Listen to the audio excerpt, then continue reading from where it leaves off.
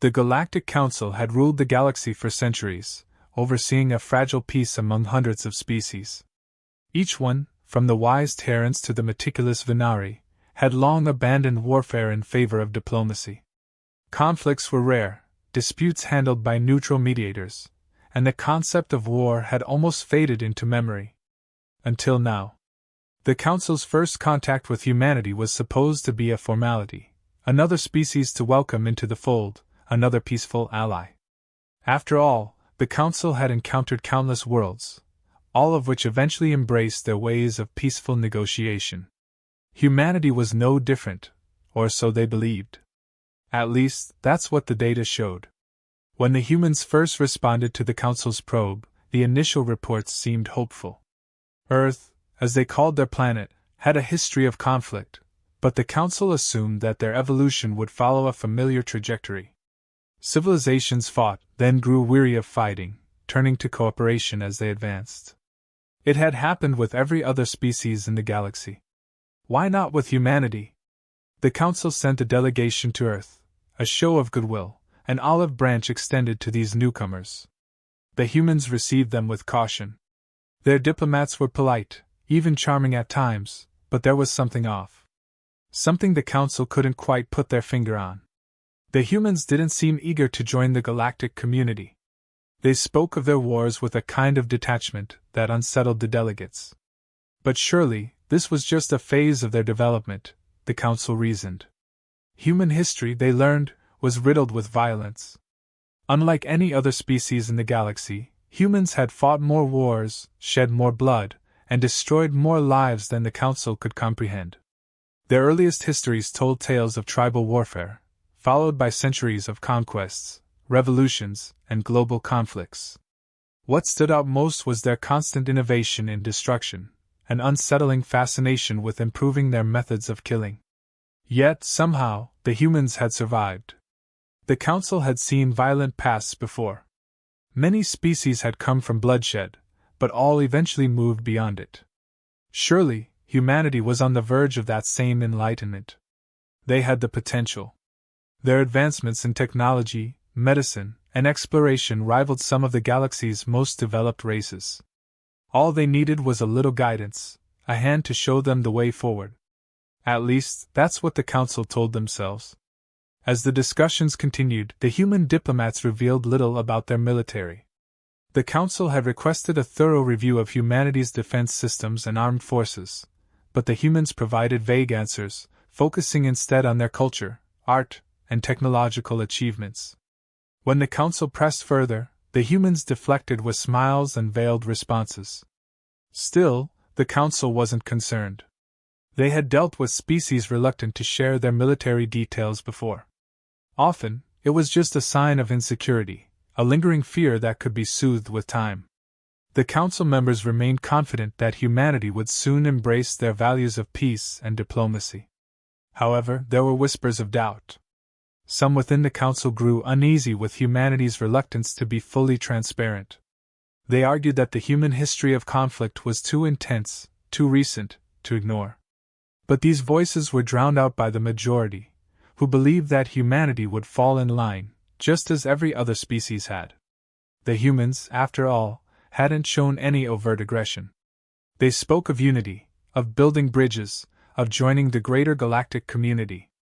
They spoke of peace, but there was something in their eyes, something cold and calculating, that the Council chose to overlook. It wasn't until the humans explained the concept of total war that the first real crack appeared in the Council's confidence. The phrase was alien to the Council members.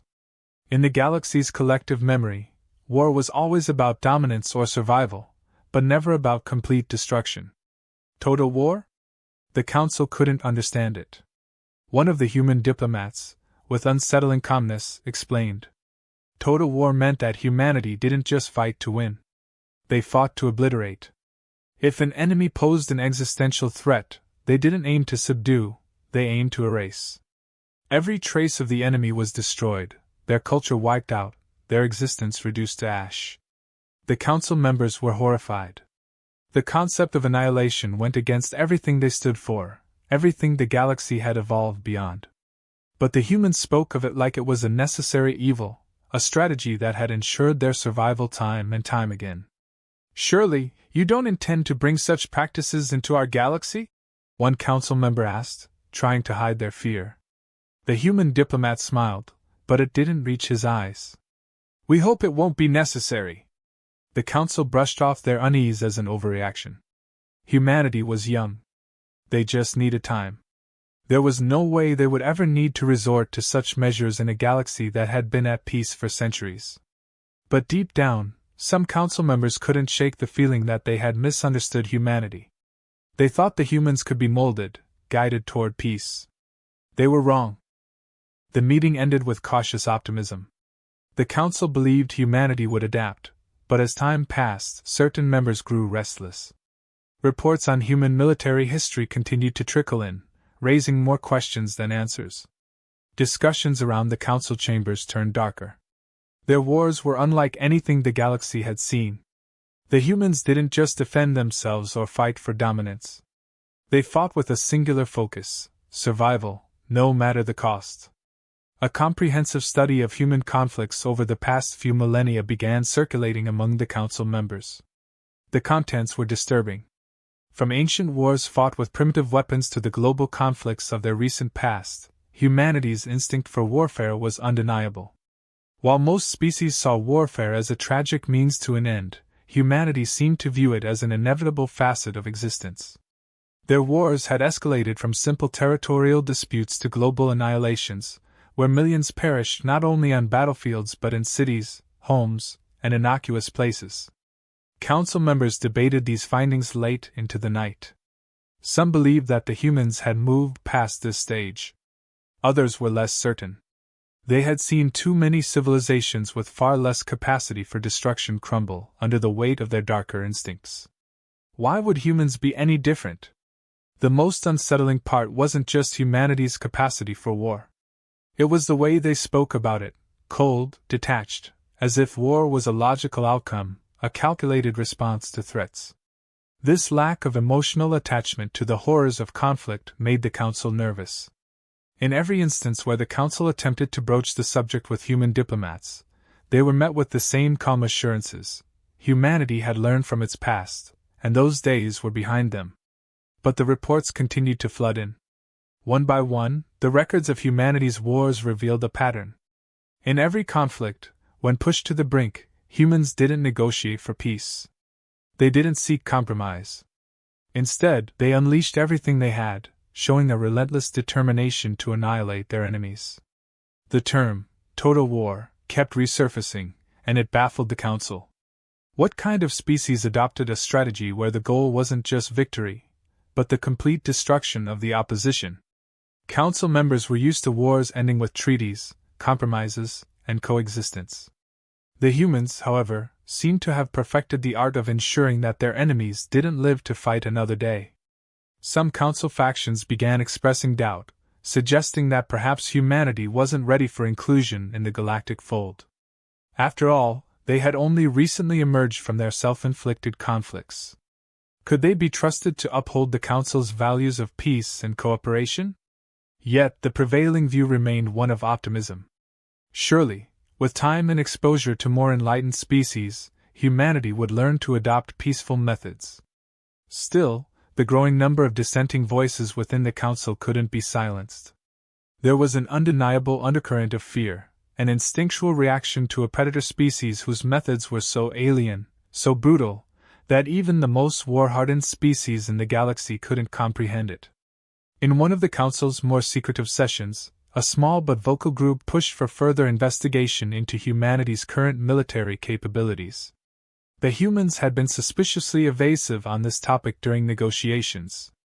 Their responses were always diplomatic, their representatives always smiling, but the details remained vague. Finally, the council decided to press the matter. They requested detailed information on humanity's current defense systems, their armament production capabilities, and the structure of their military forces. This time, humanity's response wasn't the evasive deflection the council had grown used to. Instead, they were met with silence. Days passed without a response. Then weeks. The council's concern grew. but they hesitated to push harder. Humanity was still a relatively new contact, and the Council didn't want to risk appearing aggressive or distrustful. Yet the silence from Earth was deafening. What were they hiding? Whispers spread through the Council chambers. Was humanity preparing for something? Had they not moved beyond their violent past, as they had claimed? The Council had never dealt with a species that was so hesitant to provide information about their military. Most species were eager to demonstrate their strength to secure alliances or dissuade potential enemies. But the humans seemed to operate under an entirely different set of rules. The Council was left to speculate.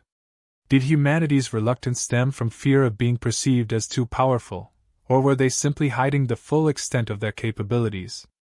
Council members who had initially advocated for peaceful integration began to waver. Humanity's silence was not the behavior of a species committed to peace. And then came the turning point, a leaked report from a covert observation unit stationed near Earth. The humans were not scaling down their military forces, as they had suggested during initial talks. On the contrary, their military capabilities were expanding at an alarming rate. Fleets of ships, each equipped with advanced weaponry, were being built in secret.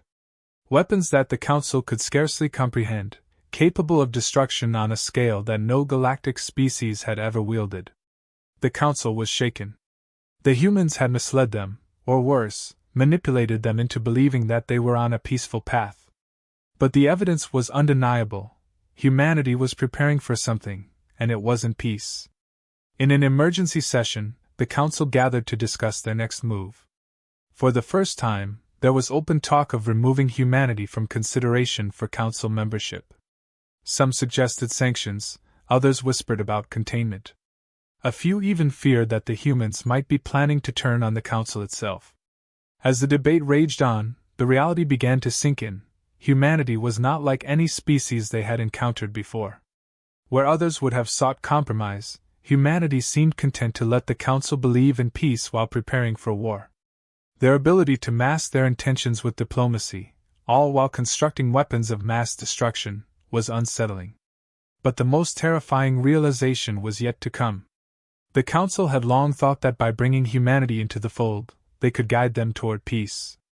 But now, the growing concern was that humanity had never intended to adopt the Council's values at all. They weren't preparing for war. They were preparing for annihilation.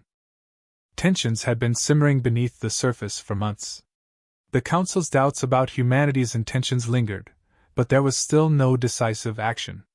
They believed they could manage the situation, that their centuries of diplomacy would prevail as it always had. But humanity wasn't playing by the same rules. They were patient, calm, but never fully transparent. It was unsettling, yet the Council, accustomed to peace, hesitated to push too hard. That hesitation proved costly. It began with a small skirmish, an incident that, under normal circumstances, would have been easily resolved by the Council's intervention. A minor, aggressive species from the outer sectors, known as the harth, had long been a nuisance. They lacked the technological sophistication of most Council members and had been kept in check through diplomatic pressure. But with the discovery of humanity, the harth saw an opportunity.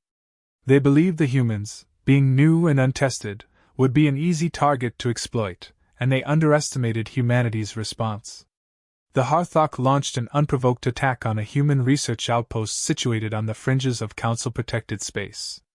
The outpost, lightly guarded and focused on scientific exploration, was destroyed within hours. The harth, emboldened by their swift victory, celebrated, believing they had sent a message of dominance. To them, this was just another power play, a show of strength to intimidate the new species. The Council, as expected, moved in quickly, attempting to de-escalate the situation. They sent envoys to both sides, urging restraint and offering to mediate the conflict. This was the standard protocol, the same method that had prevented countless wars across the galaxy. The Council believed that humanity, new to the intergalactic stage, would defer to their wisdom and allow them to handle the matter peacefully. But humanity did not wait. While the Council deliberated and sought diplomatic solutions, humanity acted. With a precision and swiftness that shocked even their closest allies, they launched a counterattack against the Harthok. This wasn't a mere retaliation, it was annihilation. In less than a day, the human fleet arrived at the Harthok homeworld, overwhelming their defenses in a devastating barrage of firepower. The Harthok forces, though aggressive, were no match for the humans. Every ship, every military installation, every base of operation was systematically obliterated. The humans did not negotiate. They did not demand surrender. They didn't give the Harthok a chance to explain or plead for mercy. In the span of 24 hours, the Harthok civilization ceased to exist. What remained were smoldering ruins, and the eerie silence of a people completely wiped from the galaxy. When the Council received word of what had transpired, there was disbelief. This wasn't how conflicts were handled. Species did not simply erase one another. The Council had always intervened before things escalated this far. Diplomacy was the path forward, negotiation the solution. This was how peace had been maintained for centuries. But humanity didn't see things that way. They didn't fight in the same manner as other species. For them, war was not a game of dominance or pride. It was a means to an end, a final, brutal solution to a problem. And in this case, the problem had been the Harthok. The Council scrambled to respond. Emergency sessions were called, but no one knew how to proceed. Humanity had acted without the Council's approval, without consulting their mediators, and without any regard for the established norms of the galactic community. This level of violence hadn't been seen in generations, and the Council was woefully unprepared to address it. A delegation was dispatched to Earth, seeking an explanation for the unprecedented destruction. The human representatives met them with the same calm professionalism they had always shown. When asked to explain their actions, the humans were straightforward. The Harthok attacked us. We eliminated the threat. The simplicity of their answer stunned the Council. Surely, there had been other options. The Council had intervened in countless disputes like this before, preventing full-scale war through mediation. But the humans were unmoved by this reasoning. We gave them a chance. They made their choice. The Council was left reeling. This wasn't about territorial disputes or political maneuvering. For humanity, war wasn't a tool of leverage or diplomacy. It was a cold, calculated strategy to ensure their survival, and they didn't play by the rules of restraint or proportional response. If a threat existed, humanity's solution was to remove it entirely. To them, leaving an enemy alive was an unnecessary risk. The destruction of the Harthok had sent a clear message to the galaxy. Humanity wasn't interested in posturing or compromise. If provoked, they would respond with overwhelming force, and they wouldn't stop until the threat was erased. Behind closed doors, Council members debated what to do next. The more cautious among them argued that humanity's methods, while extreme, had a certain logic. The Harthok had been a persistent problem, and now that problem was gone. Perhaps humanity's brutal efficiency could be an asset to the Council in maintaining peace, some argued. But others were not so convinced. The sheer scale of destruction, the lack of any attempt to negotiate, terrified them. If humanity was willing to do this to the Harthok, what would they do to another species that crossed them? What if one day, they decided that the Council itself was a threat? The Council's fears were compounded by humanity's continued military buildup. Reports indicated that even after the annihilation of the Harthok, the humans were not scaling down their forces. Instead, they were expanding them, constructing new fleets, developing more advanced weapons, and fortifying their colonies. The message was clear: humanity was preparing for something larger. But what? No one knew for sure. The humans were as enigmatic as ever, their intentions hidden behind layers of diplomacy and polite conversation. Yet, the Council couldn't ignore the feeling that something dark was on the horizon. And for the first time in centuries, the Galactic Council felt vulnerable. They had believed themselves to be the ultimate authority in the galaxy, the keepers of peace and order. But now, a new power had emerged, one that didn't follow their rules, didn't adhere to their ideals, and didn't fear them. Humanity had shown the galaxy what they were capable of. They didn't just fight. They annihilated. The emergency session of the Galactic Council convened in an atmosphere thick with unease. The destruction of the Harthok had shaken every member. For the first time in living memory, they faced a species that didn't care about diplomacy, negotiation, or peaceful resolutions. Humanity's actions were a wake-up call, and now the Council had to make a decision. Humanity was summoned to explain themselves once again, but this time, the tone was different. The pleasantries and cautious optimism were gone, replaced by a quiet tension. Council members, representing hundreds of species, demanded answers. They spoke of galactic laws, of ethical standards, and of the need for restraint in conflicts. Their words were carefully chosen, but the underlying message was clear: humanity's actions were unacceptable. The human delegation, however, didn't flinch. Their representatives sat calmly, waiting for the council to finish. When they finally spoke, their tone was as measured and composed as ever. They acknowledged the council's concerns but made no apologies for their actions. "You asked us to explain ourselves?" the human representative began. "We've done nothing but defend our species. The Harthok attacked us, and we responded accordingly. We warned them, and they chose not to listen." The council members exchanged uneasy glances. This was the same cold logic humanity had displayed before, but now it felt more dangerous. It wasn't just the Harthok that concerned them, it was the broader implication of humanity's willingness to act unilaterally, outside the norms the Council had established over centuries. A veteran council member, representing one of the galaxy's oldest species, leaned forward. His voice was heavy with authority and caution. "What you've done goes beyond defense. You annihilated an entire species. That's not defense, that's eradication. It's something we cannot condone." The human representative didn't blink. "We did what was necessary. Leaving an enemy half-defeated only invites future conflict. We don't believe in prolonging wars or leaving threats unresolved. The Harthok chose to attack. We ensured they wouldn't have the opportunity to do so again."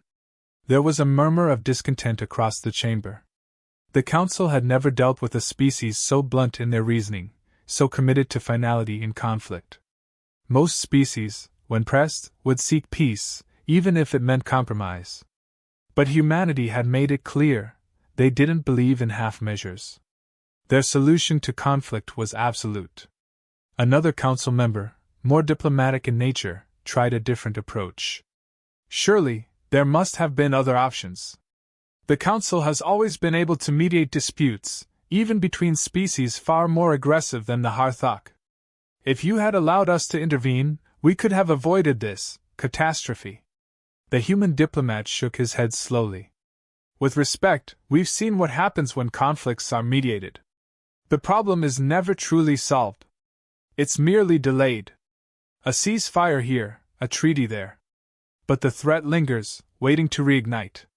We don't operate that way. When we're attacked, we eliminate the threat completely. It's the only way to ensure our survival." This was the heart of the matter, and the Council knew it. Humanity's approach to survival was radically different from anything the galaxy had encountered before. For them, survival wasn't just about defending themselves in the moment. It was about ensuring that no threat could ever rise again. This level of finality, this complete lack of compromise, was terrifying. A silence settled over the chamber, as the council members processed what they were hearing. Humanity wasn't just a species with a violent history. They were a species that had perfected the art of war, turning it into a tool for survival that left no room for negotiation or half-victories. The galaxy had long moved past such methods, or so the council had believed. A council elder, known for her wisdom and long-standing role as a mediator, spoke next. Her voice was calm but laced with concern. "Do you understand what your actions mean for the rest of the galaxy? If every species acted as you do, there would be no peace. It's precisely because we've learned to negotiate and compromise that we've avoided extinction. Your methods, they threaten the stability we've built." The human representative's expression remained neutral. "We understand your concerns.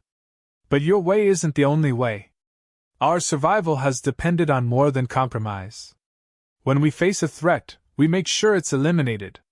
It's not that we seek war, but when it comes, we don't leave loose ends. The Council was at a loss.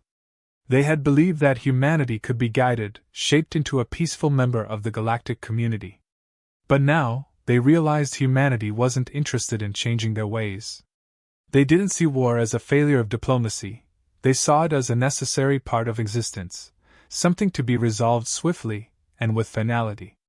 In the days that followed, the Council debated furiously behind closed doors. Some argued that humanity was too dangerous to be allowed into the galactic fold. Their methods were too extreme, too brutal, and if left unchecked, they could destabilize the peace the Council had worked so hard to maintain. Others, however, saw potential in humanity's strength. Perhaps, they reasoned, humanity's ruthlessness could be an asset in protecting the galaxy from larger threats. After all, a species willing to annihilate its enemies might deter others from acting recklessly. The vote was close. Ultimately, the Council decided not to expel humanity but to impose strict sanctions, limiting their military presence in certain sectors and placing them under constant observation. The message was clear: humanity would be watched closely, and any further unilateral actions would not be tolerated. But humanity's response to the sanctions was, once again, unsettling. There was no protest, no anger.